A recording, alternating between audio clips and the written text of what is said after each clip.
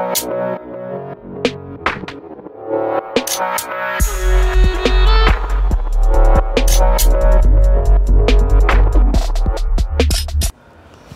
वालेकुम दोस्तों, ललकार विद आमिर शाहीन की तरफ को खुशामदीद कहते हैं। आज हमारे साथ गुलाम सरवर कुरैशी साहब हैं। आप इंसाफ लेबर विंग के मरकज़ी जनरल सेक्रेटरी हैं। आज हम इनके बारे में, इनकी लाइफ के बारे में और पाकिस्तान तहरीक इंसाफ में इनकी खदमात इस वाले से इनसे गुफ्तगू करेंगे।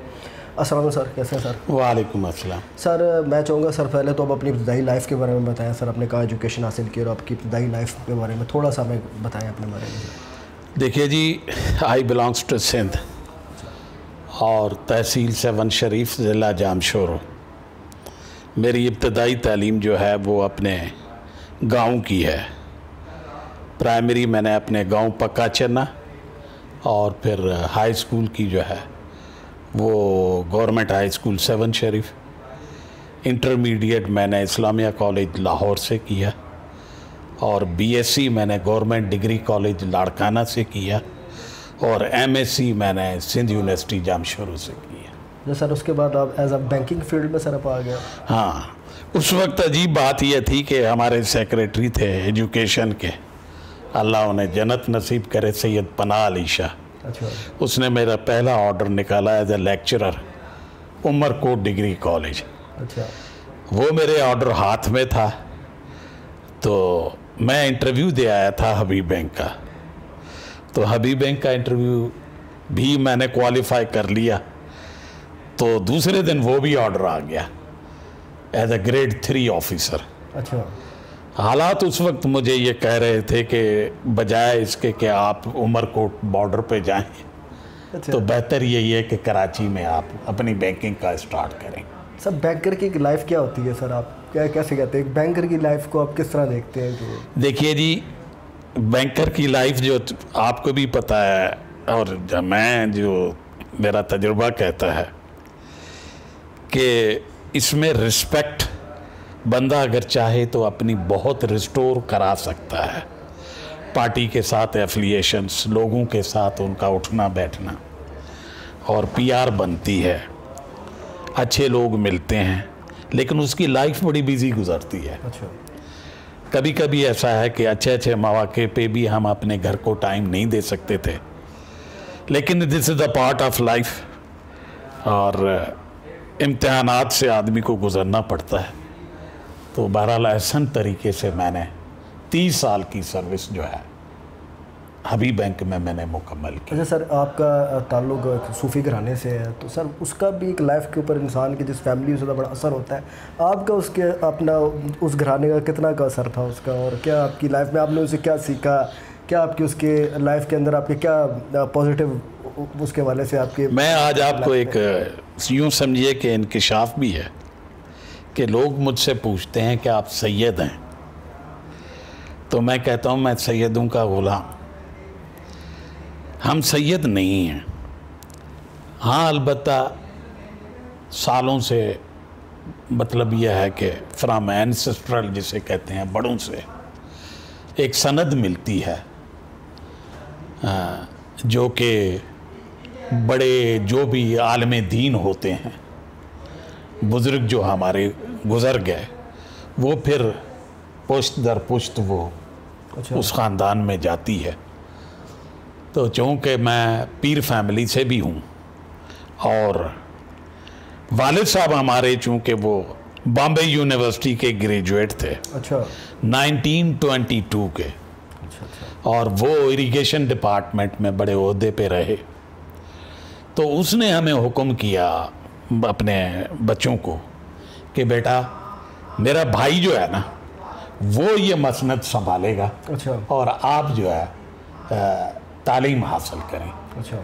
और this was the first time कि हमारे गांव से जो हमारे भाई थे स्टार्टिंग उन्होंने लिया और फिर ये तालीम के बाद फिर जो नौकरियों का सिलसिला चला उसमें अल्हम्दुलिल्लाह हमारी पूरी फैमिली वेल एजुकेटेड फैमिली कहलाती है उस जगह की।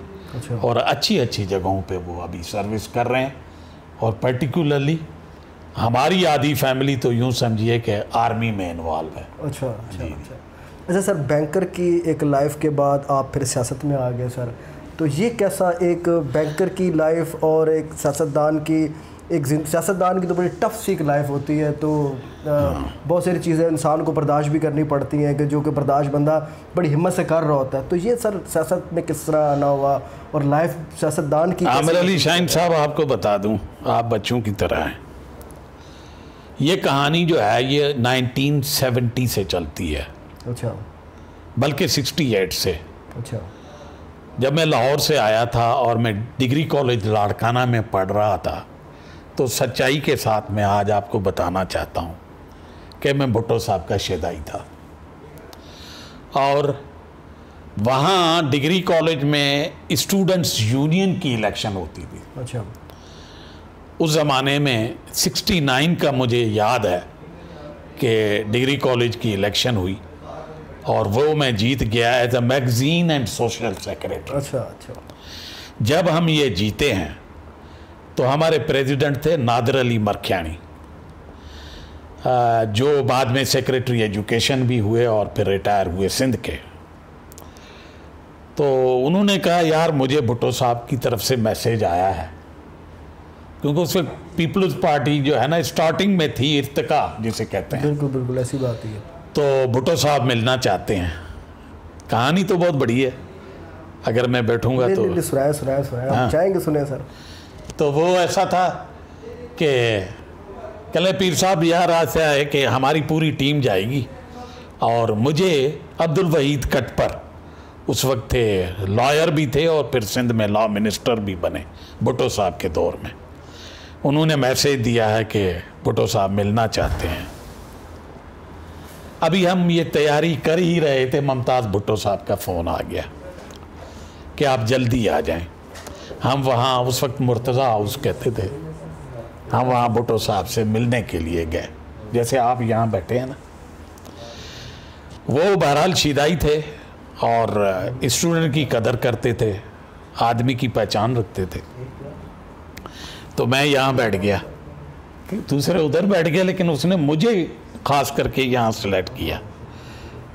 तो मैं बताऊँ क्या बताऊँ, बहरहाल बोस्की की कमीज़ पहनी हुई थी जो उसको बड़ी कोई अच्छी लगी या क्या, तो उसने बरमला इज़हार किया, ये तो बड़ी अच्छी है।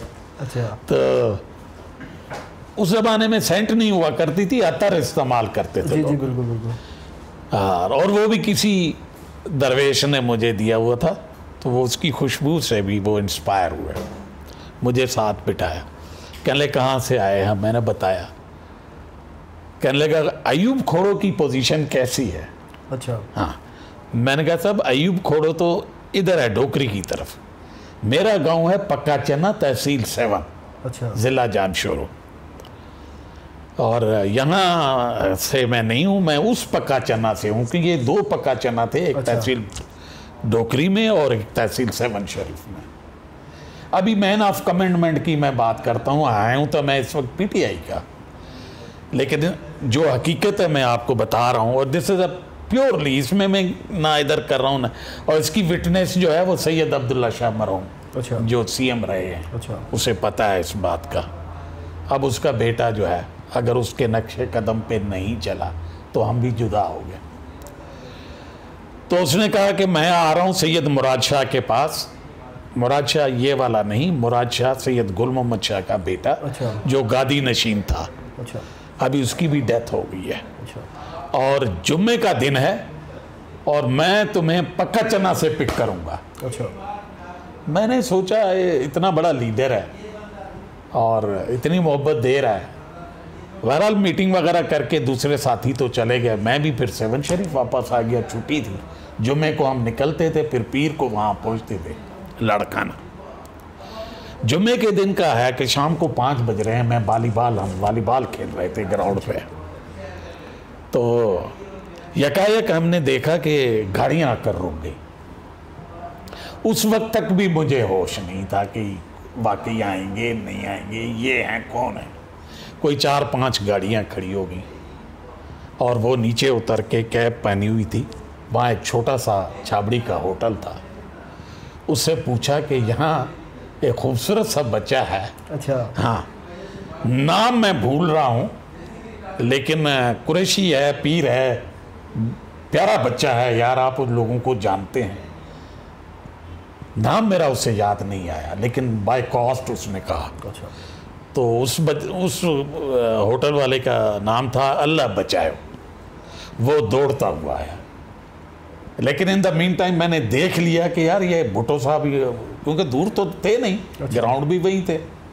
मैं दौड़ता हुआ आया और मैं इससे जब मिला तो कहता है तू वादा खिलाफ है, मैंने तुझे 5 बजे टाइम दिया था, देखो मैं पहुंच गया हूँ।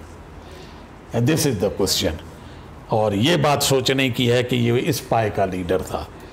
बहरहाल उसके बाद हमने पार्टी को जो है ना टाइम दिया, और कोई मानेगा कि सबसे पहले मेरे पास उसका वो ऑटोग्राफ भी है, सबसे पहले मेंबरशिप की स्टूडेंट्स को अगर मिली है तो I was the third number. बड़ी बड़ी बात है ये आपको पूरे पाकिस्तान में। भुट्टो साहब तो इसमें तो कोई शक नहीं है कि अगर आप पाकिस्तान के हवाले से बात करें तो पाकिस्तान में जिन्ना साहब के बाद फातिमा जिन्ना, उसके बाद जुल्फ़िकार अली भुट्टो एक बहुत बड़ी पर्सनालिटी है, इसमें तो कोई शक नहीं है। इसमें कोई शक नहीं। हम तो ये कोई भी किसी भी पार्टी से, जुल्फ़िकार अली भुट्टो एक अजीम शान लीडर थे, इसमें तो कोई शक नहीं है, इसमें तो कोई शक नहीं। तो ये तो बड़े सर, मुझे पहली दफ़ा आपसे सुनने को मिला, मुझे बड़ी खुशी हुई सुन के कि सर आपको भुट्टो साहब ने अगर रिकमेंड किया था तो ये बहुत बड़े एहसास की बात है। उसके बाद भी काफ़ी बातें हैं, क्योंकि फिर चलता रहा सिलसिला। फिर मलक असद सिकंदर के जो वालिद साहब थे, मलक सिकंदर, वो हमारे MNA बने, मैं उनके साथ अटैच रहा। ये 73 की बात है, मैं MSc कर चुका था। फिर यहाँ इस्लामाबाद में भी मेरे उनके साथ बहुत ही अच्छे ताल्लुकात रहे। अब्दुल्ला शाह साहब MPA थे। सिलसिला अपनी पार्टी के साथ, मैं पीपल्स पार्टी के साथ काफ़ी मैं अटैच रहा।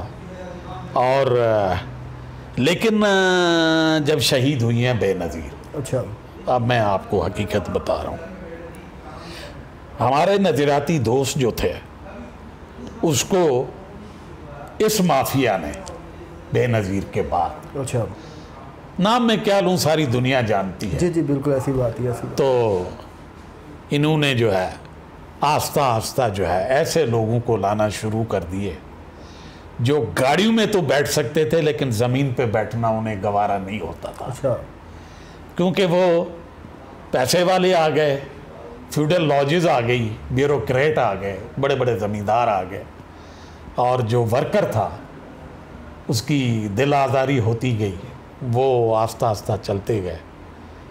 और अब्दुल्ला शाह साहब जब तक के ज़िंदा थे, अच्छा, तो हमने भी कोशिश की कि कहीं कोई हमें गद्दारी का लफ्ज़ न डाल दे। ठीक ठीक। लेकिन उसके बाद फिर हमने प्रेस कॉन्फ्रेंस की, और ये दौर है 98 का, अच्छा, जब हमारे मोहतरम कायद, अगर वो सुन रहे हैं या जो हमारे साथी सुनेंगे, 98 में इमरान खान साहब हैदराबाद तशरीफ़ लाते हैं, अच्छा, और मेरे बड़े भाई के अच्छा, हाँ क़याम करते हैं, लतीफ़ाबाद नंबर 3, और वो फाउंडर मेंबर हैं GN कुरैशी।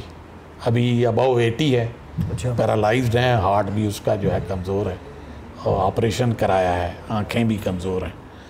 तो उन्होंने मुझे इंट्रोड्यूस कराया अच्छा, कि इमरान खान साहब आ रहे हैं।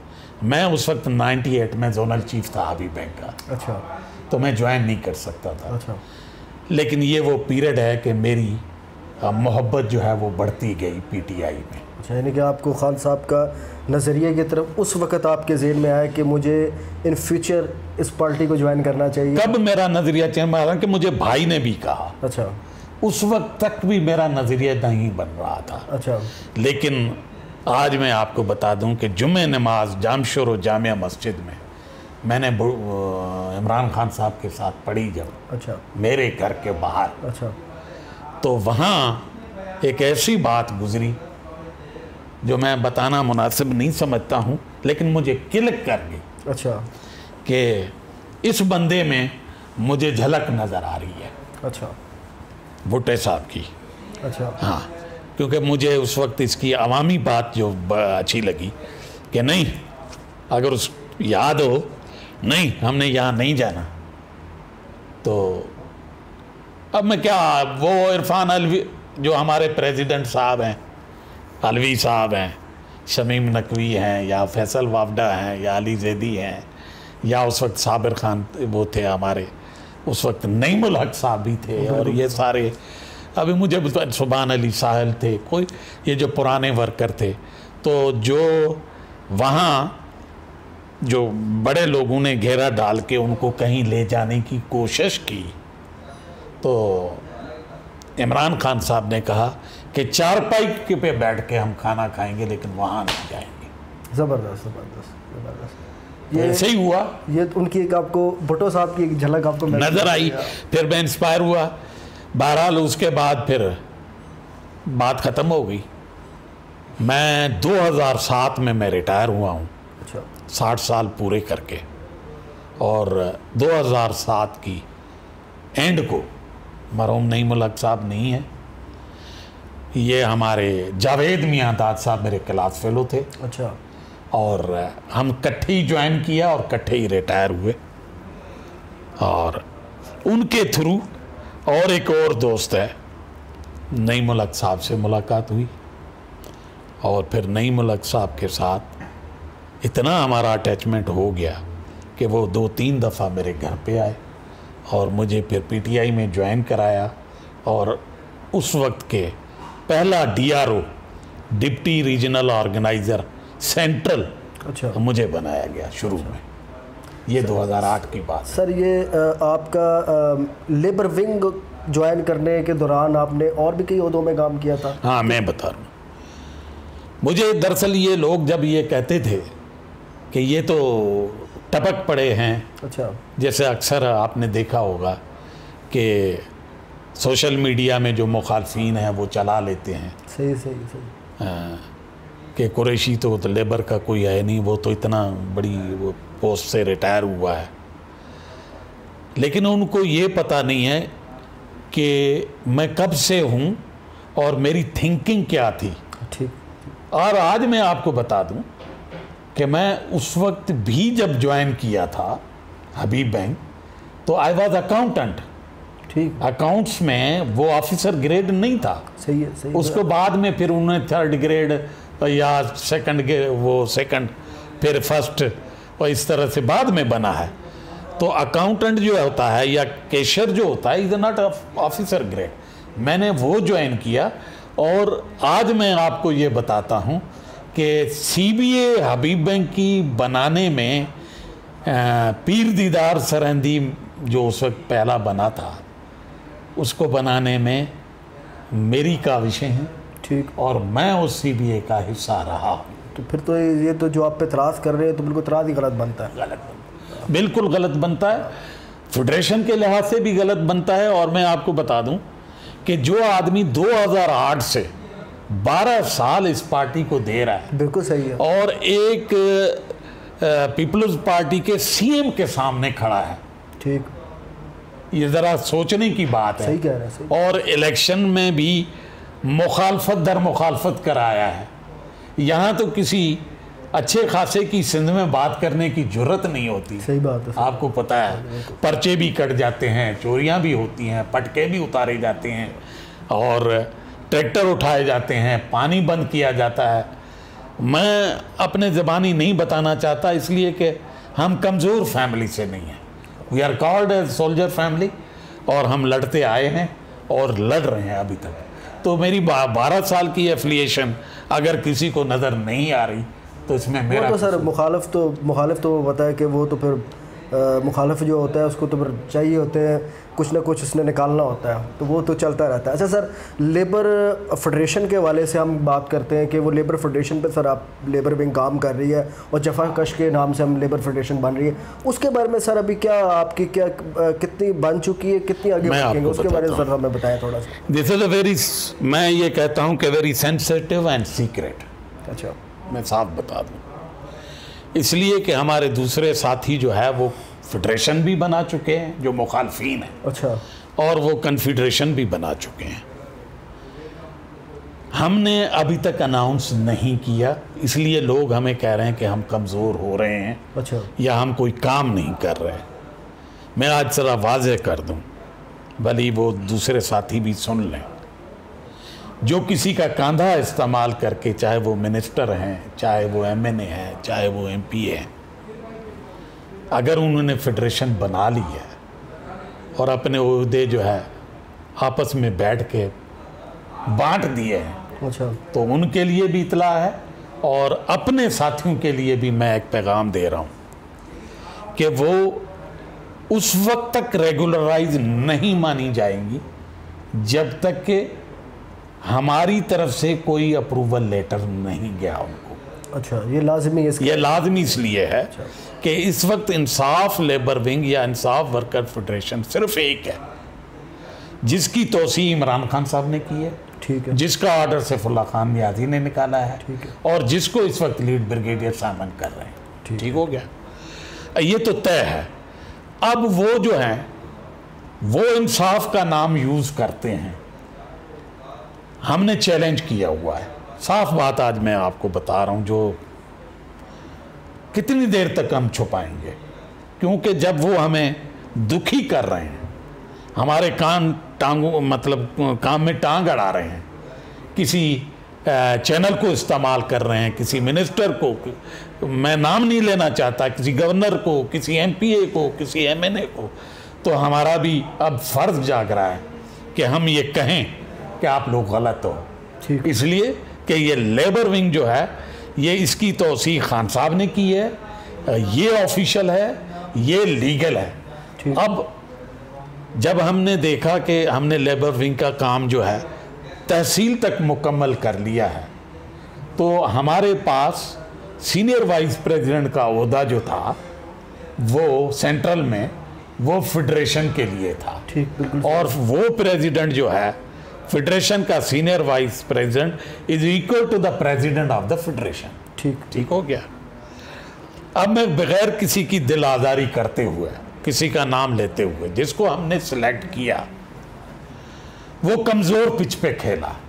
अच्छा, सब समझ जाएंगे कि मैं क्या कहना। हाँ, बिल्कुल बिल्कुल, ठीक है ना, जो तंजीम नाम लेने की जरूरत नहीं। हाँ, बिल्कुल, तंजीम से मुतल्लिक लोग जानते हैं जिनके बात कर रहे हैं आप। कमजोर पिच से मेरा मुराद ये है कि जब हमें इंफॉर्मेशन नहीं है, हम किसी पे ट्रस्ट कर रहे हैं, हम रिलाय कर रहे हैं, और वही बंदा जो है अपनी फेडरेशन जाकर जो है वो खड़ी कर देता है और वो करा लेता है NIRC से, हमें तो खुशी हुई। अच्छा, अब हम खुश हैं, लेकिन जब हम वो खोलते हैं जब उस फेडरेशन को, तो कोई अजीब से लोग उनमें शामिल हो गए, और मैं इसमें डिटेल में नहीं जाता क्योंकि इसमें मैं नो कमेंट्स दूंगा। हाँ, अब आपका सवाल ये है कि आप कहाँ तक पहुँचे। हाँ जी, बिल्कुल। हाँ, तो अल्हम्दुलिल्लाह शाहीन साहब, बहुत अच्छी खबर सुनाने जा रहा हूँ मैं। अच्छा, ईद से पहले, अच्छा, या ईद के फौरन बाद, अच्छा, हमारी 2 फेडरेशंस, 2 सेंट्रल की, अच्छा, और एक प्रोविंस की, माशाल्लाह माशाल्लाह, जो अल्हम्दुलिल्लाह जैसे ही हमें सर्टिफिकेट मिलेगा हम फिर प्रेस कॉन्फ्रेंस करेंगे और बताएंगे कि कौन कौन से अदारे में हमने यूनियन भी खोली, उनको इंसाफ का भी नाम दिया, और उनको फिर हमने कलेक्टिवली उस फेडरेशन का हिस्सा भी बनाया।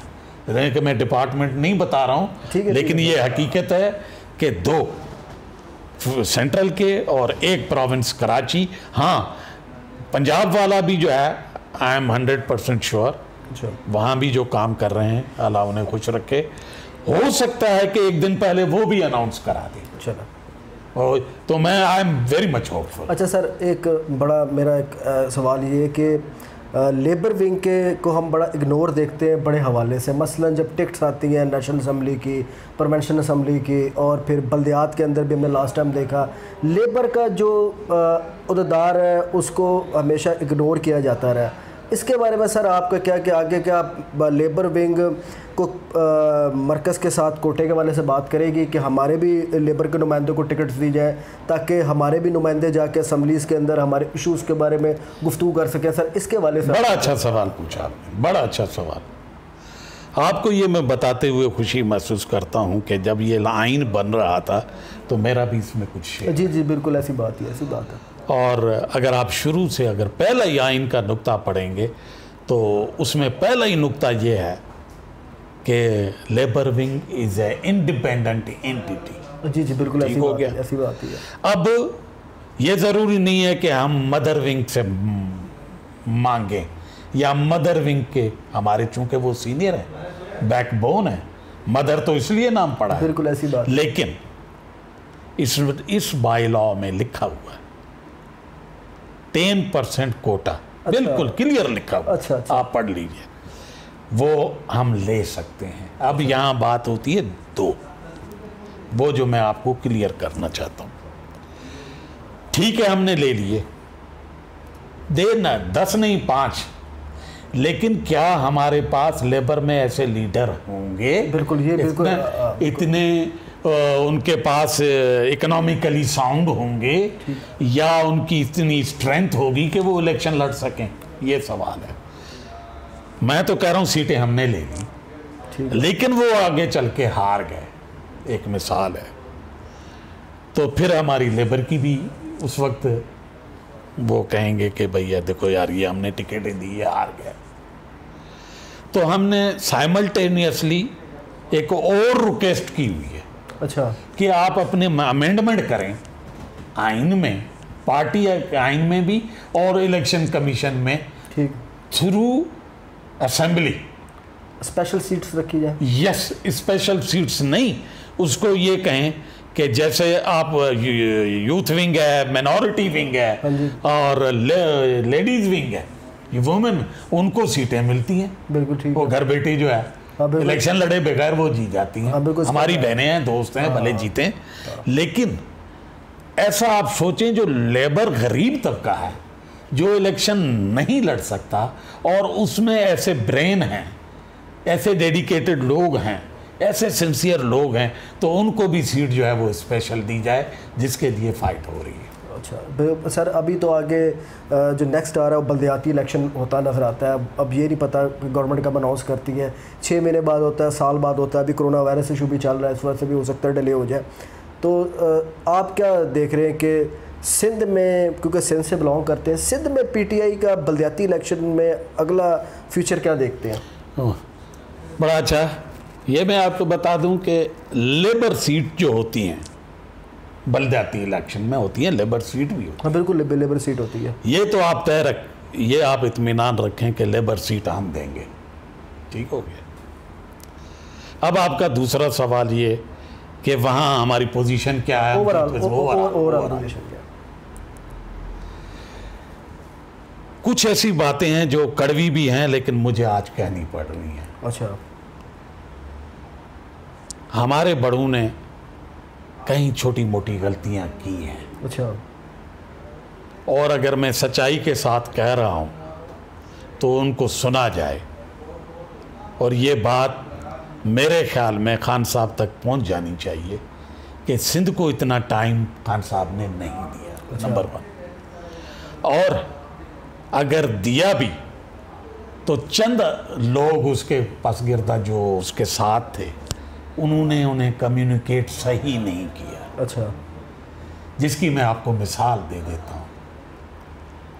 ठीक है, चार्जेस होती हैं, गलतियाँ इंसान से होती हैं, ऐसे लोग भी हैं, लेकिन वडेरे भी हो सकते हैं, कोई शक नहीं है, लेकिन उनका नाम है सिंध में। अच्छा। अगर मैं ये कहूँ लियाकत जतोई एंड फैमिली, अगर मैं ये कहूँ अरबाब गुलाम रहीम एंड फैमिली, अगर मैं ये कहूँ जुल्फ़िकार मिर्ज़ा एंड फैमिली, देखिए, और अगर मैं ये कहूँ महर एंड फैमिली, ये वो वहाँ के लोग जो है ना, वो सालों साल से सियासत करते आए हैं। ठीक। और मज़े की बात है कि वो आना चाह रहे हैं। अच्छा। लियाकत जतोई भी आए, फिर चले गए। देखिए ना, अरबाब गुलाम रहीम, जुल्फ़िकार मिर्ज़ा, सारा पेचअप होने वाला था। अच्छा। हर चीज़ ओके हो गई थी। अगर मैं गलत ना हूं तो मैं ये सवाल पूछता हूं, फिर वो जीडीए में क्यों चले गए? ठीक है। तो ये सोचना बड़ों का काम है। ठीक है। इलेक्शन जीता जाता है वोट्स के साथ। ठीक है। वोट जो है, हमें चेयरमैन साहब को लाइक करने वाले बहुत हैं, खान साहब को लाइक करने वाले बहुत हैं, लेकिन जब वो जाएंगे ना तो उनको रस्से बांधे जाएंगे। मैं साफ बता रहा हूँ, उनको काटने की कोशिश की जाएगी। क्या इसकी क्या वजूहत है? क्या उसकी वजूहत मैं आपको बता दूं। सच्ची बात यह है कि शहीद के बाद, जुल्फ़िकार भुट्टो के बाद थोड़ा बहुत संभाला, जो भी संभाला बेनज़ीर ने संभाला, उसके बाद ये पार्टी नहीं रही। हकीकत कहते हैं कि ये जरदारी पार्टी है। ठीक है, ऐसी बात है। और यही लोग जो हैं, सिर्फ इस वजह से कि इनके पास कोई ऑप्शन नहीं है, अगर 4-5 सीटें ये ले लेते हैं तो चलो ठीक है यार, something is better than nothing, हम सिंध में तो हुकूमत करेंगे ना। ठीक है। इसी लड़ाई में वो गरीब आवाम को परेशान कर रहे हैं। अच्छा। जाके तो दिखा, अच्छा, वोट तो दे के दिखा। अच्छा। अब पीटीआई के वर्कर के साथ यही हो रहा है। अच्छा, मैं एक इंडिविजुअल का नाम नहीं ले रहा हूँ, जब मेरे साथ हो सकता है ठीक, तो फिर वर्कर के साथ क्या नहीं हो सकता। हाँ, अगर मैं यहाँ बताऊं कि ये हुआ तो ये मेरी कमज़ोरी है, क्योंकि मैंने जब विजन ये देख लिया कि मैं एक टाइगर हूँ इमरान खान का, तो मुझे फिर बर्दाश्त भी करना। हाँ सही है, सही। चोट आएगी, दवाई खुद लगानी है। लेकिन बात ज़रूर है कि अब इस तरफ ध्यान देना चाहिए। सिंध को सही मानों में नुमाइंदगी नहीं दी। जिस पे बिलीव किया जा रहा है, उनके पास यकीन मानिए सवाए सीट लेने के, मेरे पास तो नाम है, सवाए सीट लेने के, कहीं मैं सेनेटर बन जाऊं, मैं एमपीए बन जाऊं, लेकिन उनकी कोई स्ट्रेंथ बिहाइंड द बार कुछ नहीं है। यानी कि अभी सिंध के अंदर जो पार्टी की तंजीमें और जो वर्किंग है वो कमज़ोर, बहुत ज़्यादा कमज़ोर है, अभी भी कमज़ोर है। कराची वालों ने मेहनत की। अच्छा, कराची वालों ने मेहनत की, लेकिन इसमें भी वोट सिर्फ इमरान खान का है। हाँ जी बिल्कुल, वो तो हम तो जो देख, अब ये दोस्त अगर हमारे सुन लें, मेरे दोस्त हैं, वो कहते हैं यार कुरैशी तू हमें जो है ना सामने जो है ना वो, मैं बिल्कुल साफ कहता हूँ कि ये गलत फहमी में न रहें कि जी हम वोट लेके आए थे। यार हम लोग आपको जानते हैं, वो सीढ़ियों पे बैठने वाले दिन भी याद करें और वर्कर को ना भूलें। सही बात है, सही बात है। जिन्होंने आपको चढ़ाया, जिन्होंने आपको इस जगह पे पहुंचाया, आज उन्हीं को तकलीफ हो रही है। और सबसे बड़ा मिसाल तो मैं आपको दे रहा हूं स्टील मिल का। हमारी सीबीए, अब मैंने स्टील मिल पे आना था, आप पहले आगे, पहले अब इसी भी बात भी कर लेते। सर स्टील मिल वाला क्या बना? वो तो अजीब सा थोड़ा सा नहीं हो गया? थोड़ा आपने बड़ा अच्छा सवाल पूछा और ये मैं चाह रहा था कि आप मुझसे पूछें। इसमें हमारी जो है ना, यानी डिग्रेशन हुई है। अच्छा, यानी हमें, यानी ये तो चलो वो सीबीए थे, लेकिन जब हम उसको सपोर्ट कर रहे थे और जब हम रज़ाक दाऊद साहब से मिल रहे थे, जब हम जुल्फ़ी बुखारी साहब से भी मिले, जब हम असद उमर साहब से भी मिले एज अ डेलीगेशन, और इशू यही था स्टील मिल का, हमसे कुछ कमेंटमेंट भी की गई।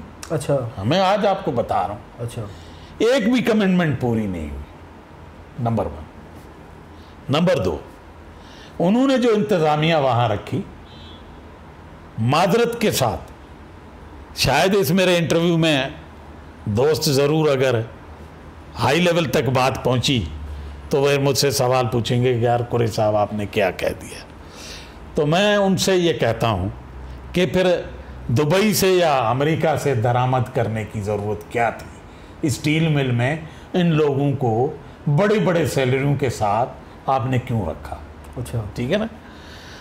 अगर आपने इसलिए रखा कि आपने प्राइवेटाइज करना है या जो भी करना है, तो उसका ये सिस्टम तो नहीं था कि आप सीबीए के दरवाजे बंद कर दो, उनको स्टे को भी उड़ा दो हवा में, और आई जो फाइनली 9,500 बंदों को निकाल दो। भाई ये सिस्टम नहीं है, ये खान साहब का दौर है। ये किसकी आप जो है ना इज्जत कर रहे हैं? ये खान साहब को मेरे ख्याल में पता है, नहीं पता, लेकिन मैं ये समझता हूँ कि वो मजदूर दुश्मन तो कभी हो ही नहीं सकता।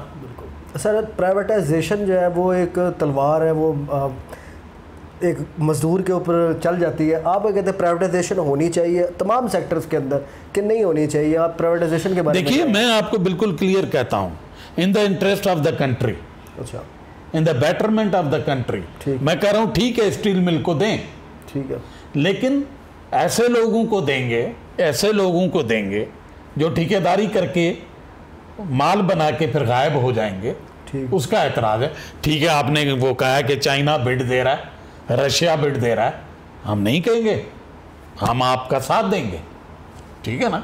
बाहर सी कंपनी है, बनाई भी उन्होंने, रशिया ने बनाई है, फिर आप उनके पीछे क्यों पड़ते हैं कि यार हम, ये हमें पता चल रहा है, जो मेरे पास तो नाम भी आए हैं जो बिड डालना चाह रहे हैं, अच्छा, हाँ, जो परचेज करना चाह रहे हैं, और हमें उनकी एंटिटी का पता है, उनकी इंटीग्रिटी का पता है, उनके बैकग्राउंड का पता है, तो उस वक्त हम रजिस्टर करेंगे, ये लेबर का राइट है। और दूसरी बात यह है, जो आप 9,500 निकाल रहे हैं, हालांकि वो हर दरवाज़ा खड़काया, आपने उनकी भी दिल आज़ारी की, आपने लेबर विंग को भी नहीं देखा।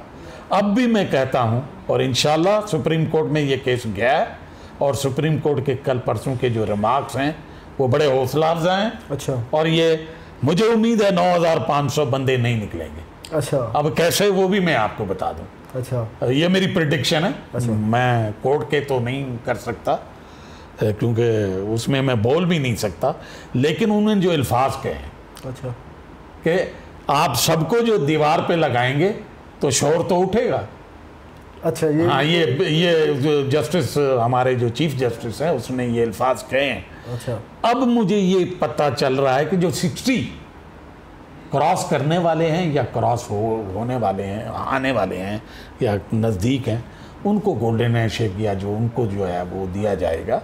अगर उनको पैकेज अच्छा मिलता है और उनको जो है उनके घर भी वहाँ बने हुए हैं, वो भी दे दें, आप वर्कर रहे हैं, सालों साल काम किया है, तो कोई इंशाअल्लाह ताला, मैं हालांकि इधर लेबर विंग, मैं इतनी बड़ी बात कह सकता हूँ कि मैं उन्हें समझा सकता हूँ, लेकिन सबको ही फारिग करना, खाली वो तो बड़ा मुश्किल हो जाएगा, बड़ा मुश्किल, बहुत मुश्किल हो जाएगा। अच्छा सर, मैं चाहूँगा कि आखिर के अंदर जो है ना, आप हमारे दो तबकात को पैगाम दें, स्पेशली एक तो सर आप लेबर के लिए दें कि हमारे जो लेबर वर्कर हैं, लेबर विंग के अंदर जो काम कर रहे हैं, उनके लिए कोई मैसेज आप देना चाहें, और आखिर में सर हमारी जो नौजवान तबका जो पाकिस्तान तहरीक इंसाफ का हिस्सा है, और जो हमारे पार्टी में और नौजवान तबका अभी जो 18 साल के बाद जवान हो रहे हैं और पार्टी में आ रहे हैं, उनको आप क्या पैगाम देंगे? आखिर में कोई पैगाम दें सर उनका। देखिए, मैं अपने लेबर विंग को या वर्कर फेडरेशन को, मेरा एक ही पैगाम है, वो सीधी बात यह है कि हम 6 महीने हुए ना बने हैं, में इससे पहले भी बनी थी, बड़े बड़े लोगों के नाम थे।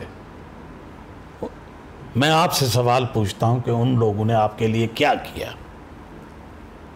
हमारे 6 महीने गुजरे हैं, हमें थोड़ा सा टाइम दें, ठीक है ना, और अपने हौसले को बुलंद रखें, अपने आप की यूनिटी को तोड़ने ना दें, एक दूसरे के ऊपर कंस्पायरेसी ना करें। ये कुर्सी आज होगी, कल किसी और के हाथ में होगी, इस पे जो है वो बिलीव करें कि ये कुदरत की तरफ से जो भी होता है, स्ट्रक्चरल चेंजेस वगैरह होती हैं, इसमें कोई किसी की जागीर नहीं है। आप मेहनत करेंगे, आप लेबर का सोचेंगे, आप उनकी बेनिफिट का सोचेंगे, आप उनके साथ कंधे पे कंधा मिला के खड़े होंगे तो आपकी इज़्ज़त होगी, नहीं तो ये लेबर इसी तरह से परेशान रहेगी। मैं आज आपको बिल्कुल क्लियर बता देता हूं कि काफ़ी दिनों के बाद आपके टीम में बड़े डेडिकेटेड लोग आए हैं। मैं ये नहीं कहता कि आप मेरी तारीफ़ करें या ब्रिगेडियर की, लेकिन अल्लाह को हाजिर नाजिर जान के कहते हैं कि वो आप लोगों के साथ खड़े हैं। सर बहुत बहुत शुक्रिया सर, बहुत आपकी मेहरबानी, आपने मुझे टाइम दिया सर, बहुत बहुत शुक्रिया। अगले प्रोग्राम तक के लिए अपने होस्ट आमिर शाहीन को इजाज़त दीजिए, बहुत बहुत शुक्रिया। बड़ी मेहरबानी, बहुत बहुत शुक्रिया।